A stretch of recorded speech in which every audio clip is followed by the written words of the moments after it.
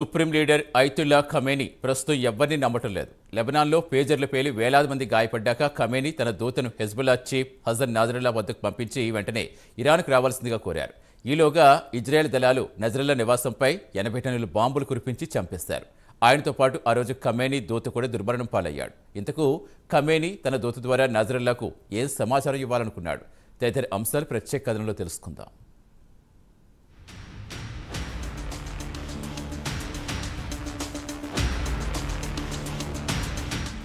Iran supreme leader Ayatollah Khamenei ప్రమాదాన్ని ముందే పసిగట్టి హెజబొల్లా చీఫ్ సయ్యద్ హసన్ నాసరుల్లాను వెంటనే లెబనాన్ నుంచి పారిపోవాల్సిందిగా కోరాడు. ఇజ్రాయెల్ నిన్ను లక్ష్యంగా చేసుకుని వెంటాడుతోంది. వెంటనే లెబనాన్ విడిచి ఇరాన్కు రావాల్సిందిగా తన దూత ద్వారా సమాచారం అందించాడు. నాసరుల్లాకు సమాచారం అందించేలోగానే ఇజ్రాయెల్ హెజబొల్లా చీఫ్ను లేపేసింది. ప్రస్తుతం ఖమేనీ ఆందోళన అంతా ఇరాన్ మిలిటరీతో పాటు సీక్రెట్ సర్వీస్లో అంతా ఇజ్రాయేలీలు చేరిపోయారని భయపడుతున్నారు. ఎవరిని నమ్మాలో ఎవరిని నమ్మకూడదో అర్థం కాక ఖమేనీ రహస్య ప్రదేశానికి వెళ్లిపోయాడని ఇరానియన్కు చెందిన సీనియర్ అధికారి రాయిటర్స్ వార్తా సంస్థల వివరాలు పంచుకున్నారు. గత నెల 17న దక్షిణ బీరూట్లో పేజర్లు పేలిన వెంటనే నాసరుల్లాను ఇరాన్ వచ్చేయాలని కోరారు. ఇజ్రాయెల్ ఖచ్చితంగా నాసరుల్లాను టార్గెట్ చేస్తుందని ఖమేనీ కూడా అంచనా వేశారు.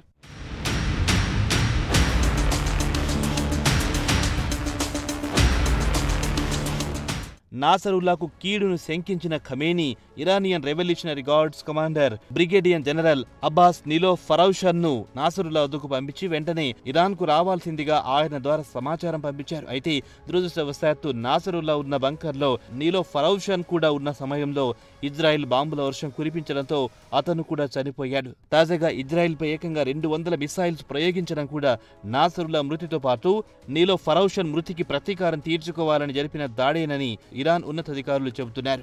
ఈ ఏడాది జూలైలో Hamas chief Ismail Hania Tehran వచ్చినప్పుడు ఇజ్రాయెల్కు గూఢాచార సంస్థ మొసాద్ బాంబులు పెట్టి ఆయనను చంపేసింది.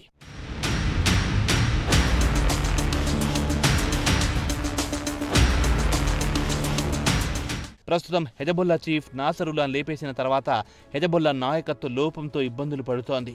మిలిటరీ కమాండ్కు నాయకత్వం వహించే బలమైన నాయకులు లేకుండా పోయారు. ప్రస్తుతం ఇరాన్ ఖమేనీ భద్రతకు అత్యధిక ప్రాధాన్యం ఇస్తోంది. ఇటు ఇరాన్ ఎస్టాబ్లిష్మెంట్తో పాటు హెజబొల్లాను కూడా నమ్మలేని పరిస్థితుల్లో ఖమేనీ ఉన్నారు. ఇరాన్ వెన్నుదన్నుతో 1980లో హెజబొల్లాను స్థాపించారు. దానికి కావలసిన పెట్టుబడులు, ఆయుధాలు అన్నీ ఇరాన్ దగ్గరుండి సమకూర్చింది. ప్రస్తుతం కొత్త నాయకుడిని ఎంపిక చేసుకోవడం కూడా పెద్ద రిస్కుగా కనిపిస్తోందని ఇరాన్ భావిస్తోంది. ఎవరిని నమ్మాలో ఎవరిని నమ్మరాదో తెలియకుండా ఉంది. ప్రభుత్వంలో కీలక పదవుల నుంచి మిలిటరీలో కూడా ఇజ్రాయెల్కు చెందిన సీక్రెట్ సర్వీస్ సభ్యులు చేరిపోయారని ఆందోళన చెందుతున్నారు. ఇరాన్ మాజీ ప్రెసిడెంట్ మహమ్మద్ అహ్మదీనియాద్ కూడా 2 రోజుల క్రితం ఇదే అంశాన్ని చెప్పారు.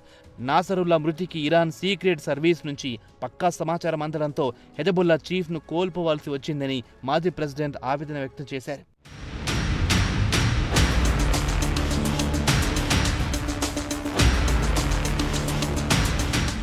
నాసరుల్లా మృతి తర్వాత ఇరాన్ అధికారులు పెద్ద ఎత్తున అరెస్టుల పర్వానికి శ్రీకారం చుట్టారు. తమ సొంత రెవల్యూషనరీ గార్డ్స్ నుంచి సీనియర్ సెక్యూరిటీ అధికారుల వరకు అందరినీ విచారించడం మొదలెట్టింది. ముఖ్యంగా నాసరుల్లా మృతి చెందడానికి ముందు విదేశాలకు ఎవరెవరు వెళ్లారు, విదేశాల్లో వారికి బంధువులు ఉన్నారా అనే అంశంపై విచారణ జరుపుతున్నారు. కొంతమంది అధికారులు లెబనాన్కు వెళ్లినా వారిపై అనుమాన పడుతోంది. ఎందుకంటే నాసరుల్లా ఎక్కడుంటారో, లొకేషన్ గురించి, ఎన్ని రోజుల పాటు అక్కడుంటారో తదితర అంశాల గురించి వాకబు చేశారట. అలా అడిగిన వారిని ఇప్పటికే అరెస్ట్ చేశారని చెబుతున్నారు. ప్రస్తుతం ఇరాన్ సుప్రీం లీడర్ మాత్రం ఎవ్వరిని నమ్మడం లేదని ఇరాన్ మిలిటరీకి చెందిన సీనియర్ అధికారి ఒకరు చెప్పారు.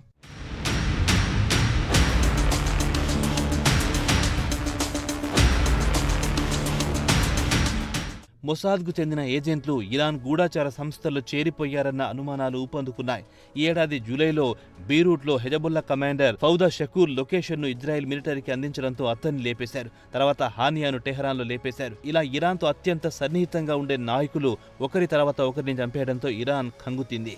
ఎవరో ఒకరు ఖచ్చితమైన సమాచారంతోనే ఇది సాధ్యమనే నిర్ణయానికి వచ్చింది ఇరాన్. కాగా గత నెల 17, 18వ తేదీల్లో లెబనాన్లో పేజర్లు పేలిన వెంటనే ఖమేనీ లెబనాన్ వదిలి ఇరాన్ రావాల్సింది సమాచారం అందించారు. అయినా నాసరుల్లా అవేమీ పట్టించుకోకుండా అక్కడే ఉన్నారు. చివరికి రెండోసారి నాసరుల్లా వద్దకు తన ప్రత్యేక దూత నీలో ఫరౌషన్ను పంపించిన వెంటనే ఇరాన్కు రావాల్సిందని ఆయన ద్వారా సమాచారం అందించారు. ఆలోగా ఇరువురు ఇజ్రాయెల్ చేతిలో ప్రాణాలు కోల్పోవాల్సి వచ్చింది.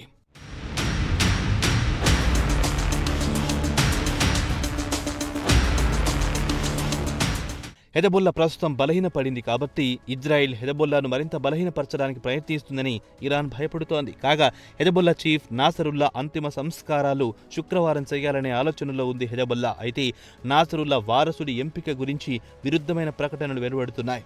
కొత్తగా ఎంపిక చేసిన వారసుడిని కూడా ఇజ్రాయెల్ లక్ష్యంగా చేసుకుని చంపేస్తే పరిస్థితి ఏమిటనే ఆలోచనలో ఉంది హెజబొల్లా. కొన్ని రోజులు వేచి చూసిన తర్వాత కొత్త నాయకుడిని ఎంపిక చేద్దామనుకుంటోంది హెజబొల్లా. నాసరుల్లా ప్రాణాలు కాపాడడానికి ఇరాన్ సుప్రీం లీడర్ ప్రయత్నించి విఫలమయ్యారు. పేజర్లు పేలుడు తర్వాత అయినా అక్కడి నుంచి తప్పుకుంటే ప్రాణాలు నిలిచేవి. మొదటిసారి చెప్పినా వినకపోవడంతో ఖమేనీ ప్రత్యేకంగా ఓ దూతను పంపించి వెంటనే లెబనాన్ నుంచి పారిపోవాల్సిందిగా సూచించే లోపే జరగాల్సిన నష్టం జరిగిపోయింది.